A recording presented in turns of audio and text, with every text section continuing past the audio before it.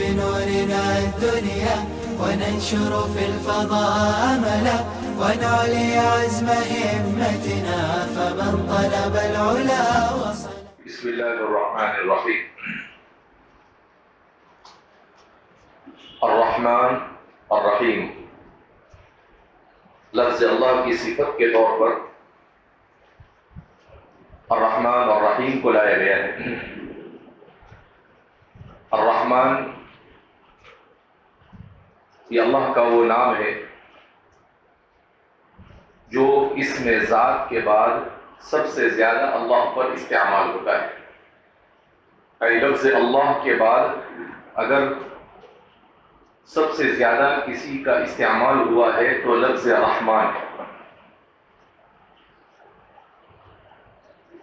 یہ مشتق ہے رحمتن سے، جس کے معنی آتے ہیں مہربانی،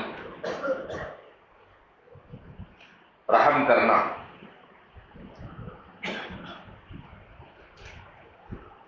امام مبرد نے امام ثعلب کے حوالے سے بیان کیا ہے، جو لغت کے بڑے امام ہے. امام مبرد کی کتاب ہے معانی القرآن، جو قرآن کریم کے اعراب اور لغت پر لکھے جانے والی سب سے پہلی کتاب ہے. 3 صدی ہجری میں لکھی آپ نے. تو آپ نے امام ثعلب کے حوالے سے بیان کیا ہے کہ حضرت امام ثعلب فرماتے تھے کہ رحمان یہ عبرانی زبان کا لفظ ہے، مگر خود امام مبرد نے ان پر رد کیا کہ جب مشتق منہ کے تمام لوازمات موجود ہیں تو اسے عبرانی کیسے کہا جا سکتا ہے. یہ ممکن ہے کہ عبرانی زبان میں بھی اس کا استعمال ایسا ہی ہوتا ہو، لیکن اس سے یہ لازم نہیں آتا ہے کہ عبرانی سے اس کو یہاں لیا گیا. کیوں؟ اس لیے کہ ہمارے مفسرین اور ائمہ لغت کے یہاں پر مستقل ایک مسئلہ ہے، ایک معرکۃ الآراء مسئلہ ہے کہ کیا قرآن کریم میں کلمات عجمیہ ہے یا نہیں. تو حضرات مفسرین کی جماعت کی رائے یہ ہے کہ قرآن میں کوئی کلمہ عجمی نہیں، بلسان عربی مبین. تو عربی مبین کا مطلب یہ ہے کہ کوئی بھی کلمہ ایسا نہیں. کہ اب سوال پیدا ہو کہ کچھ کلمات ہے جو واقعتاً عربی زبان کے نہیں ہیں، تو فرماتے ہیں کہ جب وہ عربی میں آ گئے تو وہ عربی بن گئے، اب اسے عجمی کہا جا سکتا نہیں ہے. اور ایک جماعت کا کہنا یہ ہے کہ قرآن میں کلمات عجمیہ ہے، البتہ کلمات عجمیہ کو قرآن کریم نے اس لیے استعمال کیا کہ وہ قرآن کے نزول سے پہلے عربی زبان میں منتقل ہو چکے تھے، تو وہ بھی عربی ہی کہے جائیں گے. لہذا اس بنا پر کسی کلمے کو زبردستی کھینچ تان کا عجمی بنانا یہ قرین قیاس نہیں. الرحمن عربی زبان کا قاعدہ ہے کثرت المبانی تدل علی کثرت المعانی، کہ اگر حروف زیادہ ہو تو زیادتی معنی پر دلالت کرتا ہے. رحمان اور رحیم کے مقابلے میں رحمان یہ اپنے اندر زیادہ حروف رکھتا ہے، اور فعلان کے وزن پر صیغہ مبالغہ بھی. اسی لیے اس کا ترجمہ کیا جاتا ہے بہت زیادہ مہربانی کرنے والا، بہت زیادہ رحم کرنے والا.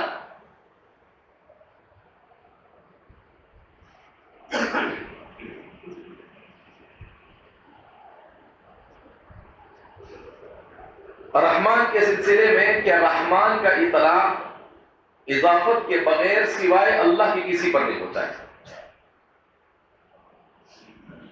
عبد الرحمن کہہ سکتے ہیں، لیکن صرف رحمان، جیسے ہمارے معاشرے میں عام ہے کسی کا نام عبد الرحمن ہے تو اس کو رحمان رحمان سے پکارتے ہیں. یہ ہمارے علماء نے اس سے منع کیا، کیونکہ قرآن میں کہا قل ادعوا اللہ او ادعوا الرحمن ایما تدعوا فلہ الاسماء الحسنى. تو رحمان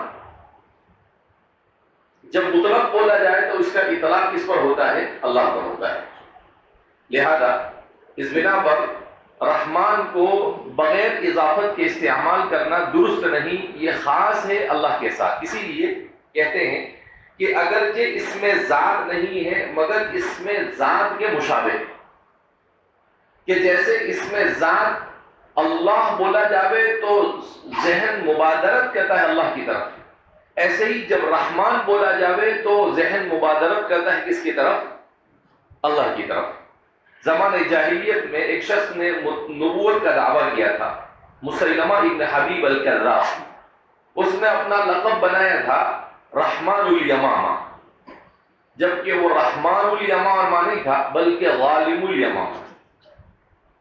یمامہ جس علاقے نجد کے اطراف و اکناف میں واقع تھا علاقہ، جس کو آج کل ریاض وغیرہ واقع ہے، اس طرح علاقے میں وہی کا وہ رہنے والا تھا.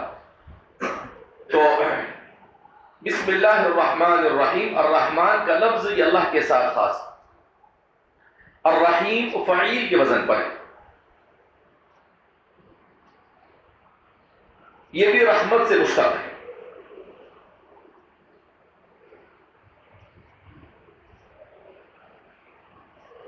البتہ رحمان کے مقابلے میں اس میں مبالغہ کم ہوتا ہے،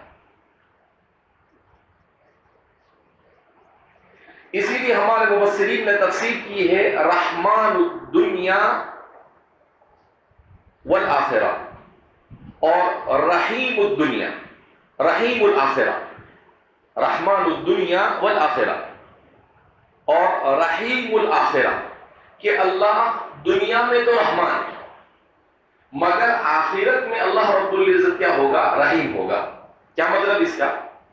کہ دنیا میں اللہ کی رحمت عام ہے، اللہ کافر کو، باغی کو، مشرک کو، ملحد کو، ہر ایک کو روزی اور نعمتیں، دنیا کی نعمتیں دیتا ہے، تو اس کی نعمتیں دنیا میں عامہ ہیں. تو رحمان اپنے اندر رحمت عامہ لیے ہوئے اور رحیم اپنے اندر رحمت تامہ لیے ہوئے. کیا مطلب؟ کہ آخرت میں اللہ رب العزت کافروں پر رحم نہیں کرے گا.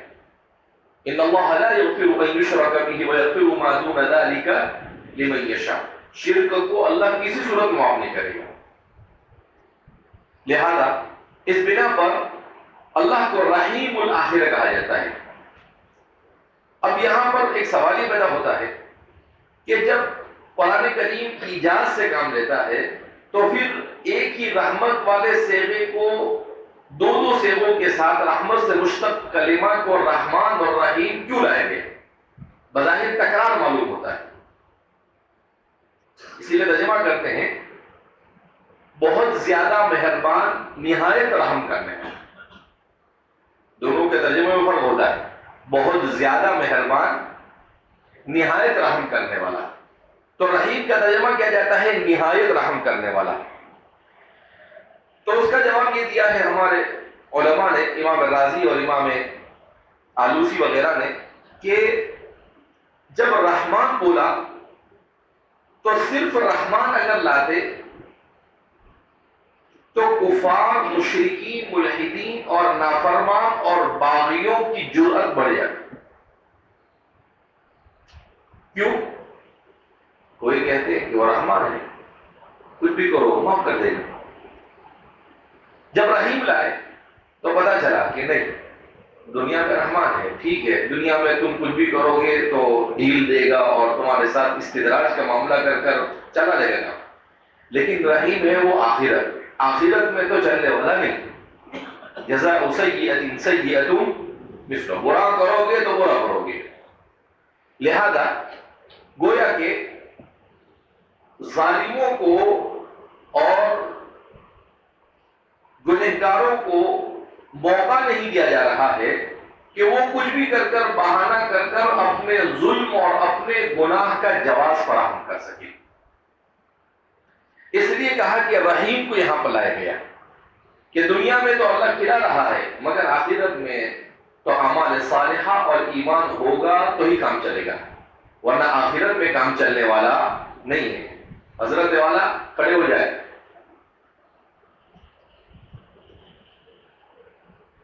کیوں؟ اتنا جلدی نیند بھی آ گئی اس کو 8 بجے؟ کیا کر رہا تھا رات میں؟ رات بھر عبادت پہ لگا ہو گیا، ہاں؟ تو مطالعہ کرا تو سو رہا، تو ابھی پھر سو رہا ہے، یعنی پلس پلس ہوتا ہے، رات کا سونا اور پلس دن کا سونا۔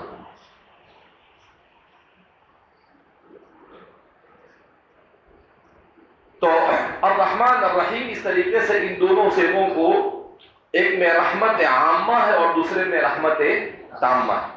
بسم اللہ الرحمن الرحیم، شروع کرتا ہوں اللہ کے نام سے جو بڑا مہربان نہایت رحم کرنے والا ہے۔ الحمدللہ جملۃ خبریۃ قصد بها الثناء على الله بمضمونها من أنه تعالى مالك لجميع الحمد من الخلق أو مستحق لأن يحمدوه والله علم على المعبود بحق۔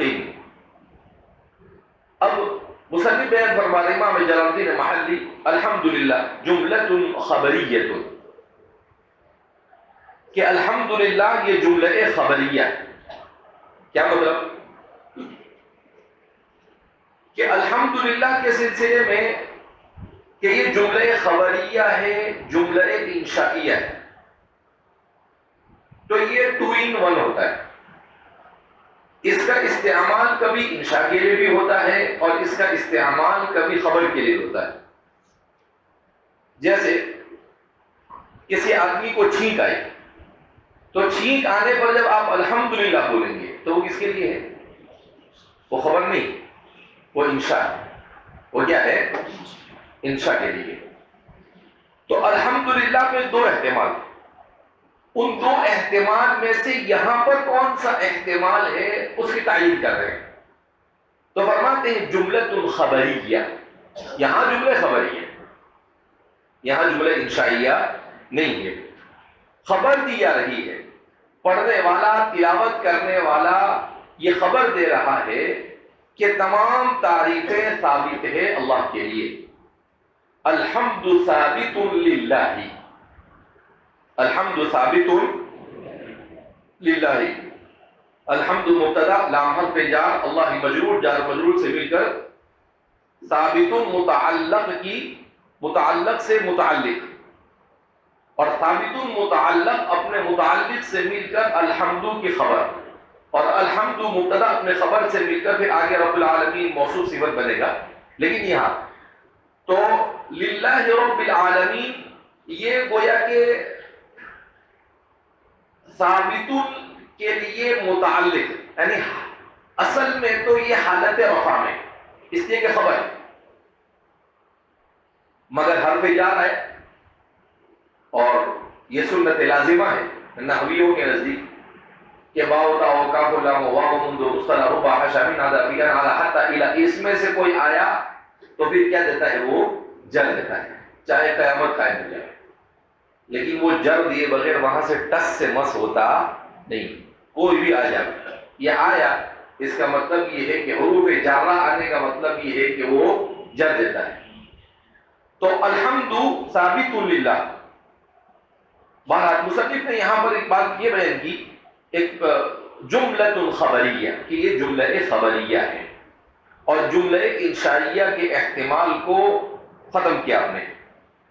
اس کے بعد قصد بها الثناء على الله بمضمونها، اس کے ذریعے سے اللہ رب العزت کی تعریف کا ارادہ کیا گیا، اللہ کی تعریف بیان کی گئی، بمضمونها اپنے تمام لوازمات کے ساتھ، من انه تعالی مالک لجمیع الحمد، اس طور پر کہ اللہ تمام کے تمام مخلوق کی طرف سے کی جانے والی حمد کا مستحق اور حمد کا مالک ہے، او مستحق لأن يحمدوه، یا وہ اس بات کا استحقاق رکھتا ہے کہ مخلوق اس کی تعریف کرے۔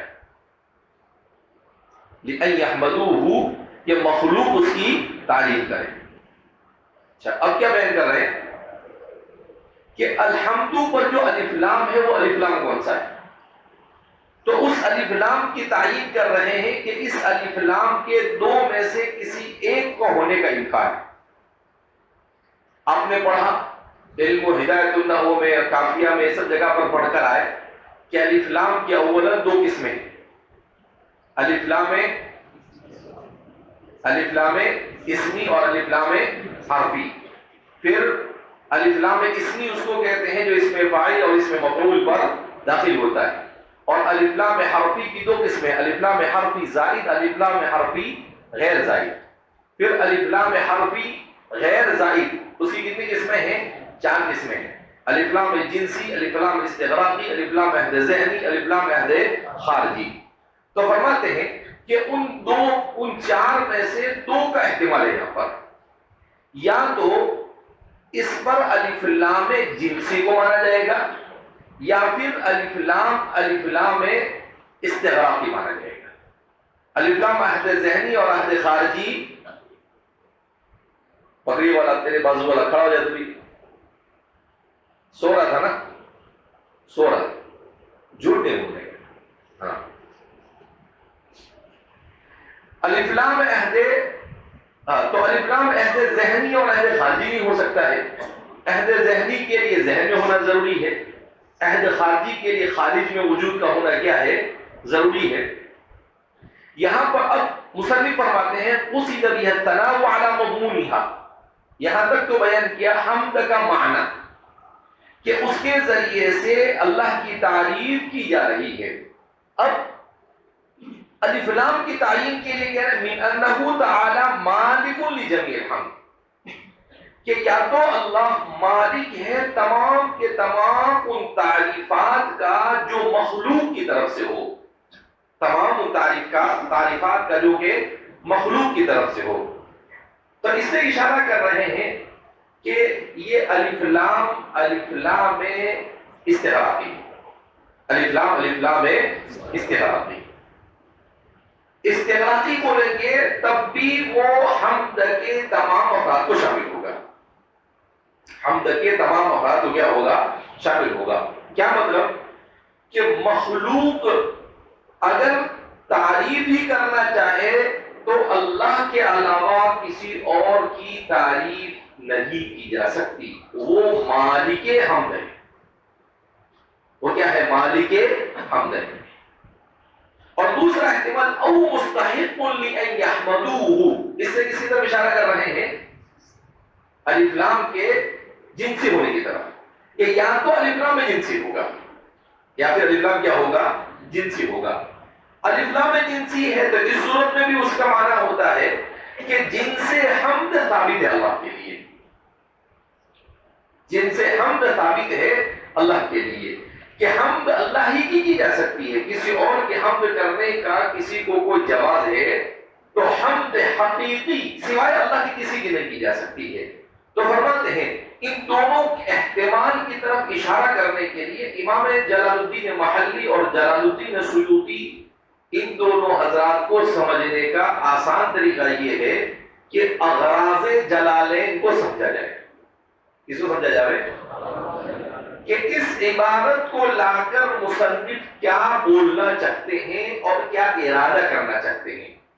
یہ تو ہر عبارت گویا کہ وہ کسی بڑی بات کی وضاحت کرتی ہے، کسی نہ کسی بات کی طرف کیا کرتے ہیں؟ وہ اشارہ کرتے ہیں. تو فرماتے ہیں کہ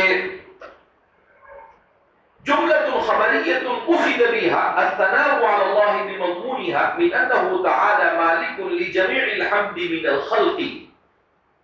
من الخلق پڑھیں گے اس کو اس لیے کہ اس پر جتنے اعراب بدلیں گے اتنا معنی اس کا بدلے گا. عربی زبان ہے،